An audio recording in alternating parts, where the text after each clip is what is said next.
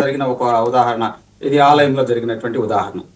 So ఇటువంటి అంశాల వల్ల ఏమైందంటే వాస్తవంగా ఏది చేసినా కానీ పార్టీకి అప్రతిష్ట అండి. ఇటువంటి ఖచ్చితంగా ఇక్కడ గౌరవ శాసనసభ్యులు గారు, గౌరవ ఎంపీ గారు వాళ్ళిద్దరూ కూడా పార్టీ యొక్క గౌరవాన్ని కాపాడాలి అని చెప్పి గతంలో గౌరవ మా పార్టీ అధ్యక్షులు వారు పల్లా శ్రీనివాసరావు గారు చెప్పారు. కానీ పదే పదే ఇటువంటి వివాదాలు పునరావృతమైనప్పుడు పార్టీ ఏం తీసుకోవాలని తీసుకునేది. ఒకసారి అవకాశం ఇస్తారు, చెబుతారు, రెండోసారి చెబుతారు, మూడోసారి చెబుతారు.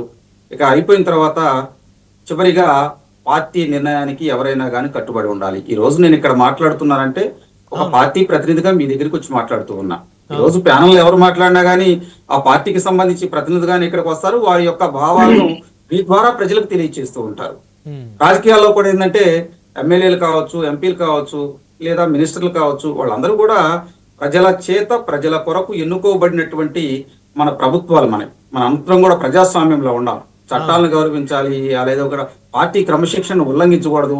దానితో పాటు మన వల్ల ప్రజలకు మెరుగైనటువంటి సౌకర్యాలు, మెరుగైనటువంటి రాజకీయాన్ని అందజేయాలి. ఒక విధంగా రాజకీయాల్లోకి వచ్చారంటే సేవా తత్పరత భావంతో రాజకీయాల్లోకి వస్తారు. చాలా సందర్భాల్లో మనం మాట్లాడుకున్నాం. కాబట్టి ఇటువంటి అంశాలు ఏంటంటే కొన్ని ఇష్యూగా ఉంటాయి. వాటన్నిటిని కూడా ఇరువురికి చెప్పి మరి సెటరేట్ చేసేటువంటి అంశాలు ఏమైనా ఉంటే మళ్ళీ మాట్లాడతారు. ఇందాక మా పల్లా శ్రీనివాసరావు గారు కూడా మాట్లాడుతూ మీకు చాలా సార్లు చెప్పామండి, ఇక తుది నిర్ణయం తీసుకోవాల్సినటువంటి అంశం ఆసన్నమైందని చెప్పారు. ఏమండి పవర్స్ కట్ చేయటమా ఎమ్మెల్యే గారికి నియోజకవర్గంలో, లేకపోతే పవర్స్ ఏమండి? ఇప్పుడు ఒకటండి, ఒక స్థానిక ప్రజాప్రతినిధి స్థానిక ఎమ్మెల్యే గారికి పవర్స్ కట్ చేయటం అటువంటి ఉండవు. వాస్తవం ఏంటంటే చెబుతారు. ఎందుకంటే ఒలిగిపూడి శ్రీనివాసరావు గారు కూడా విద్యాధికుడు అండి, బ్రహ్మాండంగా ఇప్పుడు ఐఏఎస్, ఐపీఎస్, సివిల్స్ కోచింగ్ ఇచ్చేటువంటి ఒక ప్రొఫెసర్. ఆయనకి అన్ని విషయాలు తెలుసు. అక్కడ ఎక్కడ ఇష్యూ జరుగుతుందా ఏందనే దాని మీద కొంత వివరణ తీసుకుంటారు, దాని ప్రకారం ముందరికెళ్తారు. కానీ ఒకళ్ళని ఎవరిని కూడా వ్యక్తిగతంగానో లేకపోతే ఇక్కడ రాజకీయ కక్షలు ఉండవండి. ప్రజాప్రతినిధుల యొక్క వ్యవహార శైలిని బట్టి వాళ్ళు అక్కడ నెక్స్ట్ గెలుస్తారా లేదని చెప్పి ఉండిద్ది. అక్కడ ప్రజలు కూడా వాళ్ళని ఆదరించారా ఆదరించలేరా అనేటువంటిది ఆ స్థానిక సమస్యల మీద ఆధారపడి ఉండిద్ది బ్రహ్మనాయుడు గారు. కాబట్టి ఇటువంటి అంశాలు కొంచెం వేచి చూడాలి మనం. బాధగా ఉందా మీ పార్టీ ఎమ్మెల్యే ఎంపీలు ఇద్దరు వ్యవహార శైలితోటి పార్టీ ప్రతిష్ట దిగజారుతుందనేటువంటి బాధ కేడర్లో ఏమన్నా ఉందా సాహెబ్ గారు, లేకపోతే లైట్ తీసుకున్నారా? వాస్తవంగా ఇటువంటి అంశాలు లైట్ తీసుకోవటం కాదండి. ఏ పార్టీకి ఇటువంటి అంశాలు వచ్చినా కూడా పెద్ద ప్రజలు కాదు ఇక్కడ బాధపడేది, దెబ్బతినేది సెకండ్ కేడర్ నాయకులు. కేడర్ ఇబ్బంది పడతారు, ఎందుకంటే వాళ్ళ యొక్క నాయకత్వం బలహీన పడిద్దండి. అది అసెంబ్లీ సెగ్మెంట్ లో కావచ్చు, పార్లమెంట్ సెగ్మెంట్ లో కావచ్చు.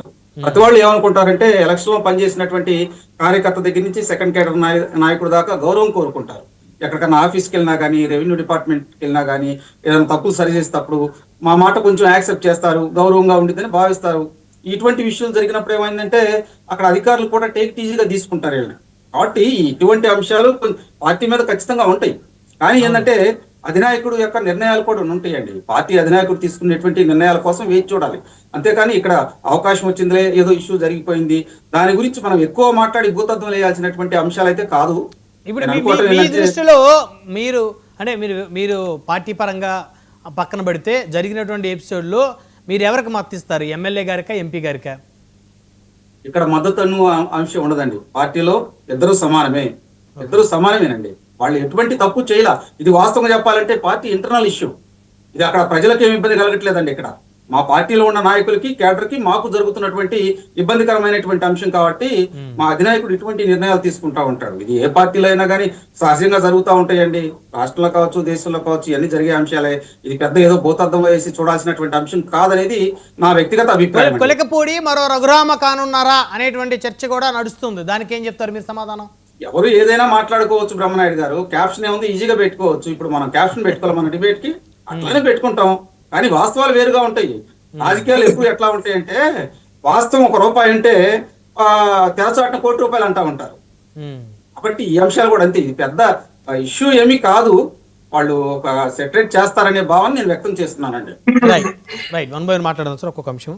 పాదయాత్ర వెంకటేశ్వర రెడ్డి గారు ఉన్నారు వైఎస్ఆర్సీపీ నుంచి.